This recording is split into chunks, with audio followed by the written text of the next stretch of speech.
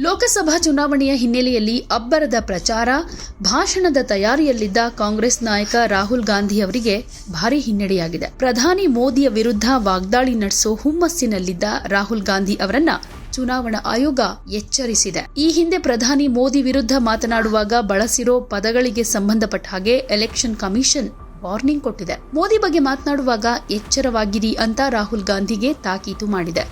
ಪನೌತಿ, ಪಿಕ್ packet ಅನ್ನೋ ಪದಗಳ ಬಳಕೆ ಹಿನ್ನೆಲೆಯಲ್ಲಿ ಚುನಾವಣಾ ಆಯೋಗ ಕಾಂಗ್ರೆಸ್ ನಾಯಕನನ್ನ ಎಚ್ಚರಿಸಿದೆ.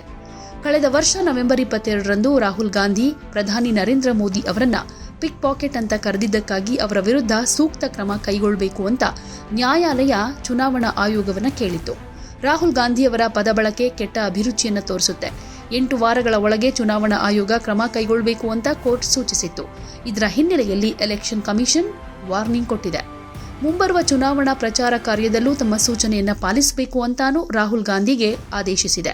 ಚುನಾವಣಾ ಆಯೋಗ ಮಾರ್ಚ್ 1ನೇ ತಾರೀಕು ಹೊರಡಿಸಿರೋ ತನ್ನ ಆದೇಶದಲ್ಲಿ ಮಾದರಿ ನೀತಿ ಸಂಹಿತೆಯ ಉಲ್ಲಂಘನೆಗಾಗಿ ಪಕ್ಷಗಳು, ಅಭ್ಯರ್ಥಿಗಳು ಹಾಗೆ ಸ್ಟಾರ್ ಪ್ರಚಾರಕರು ಕಠಿಣ ಕ್ರಮವನ್ನ ಎದುರಿಸಬೇಕಾಗುತ್ತೆ ಅಂತಾನೂ ಹೇಳಿದೆ.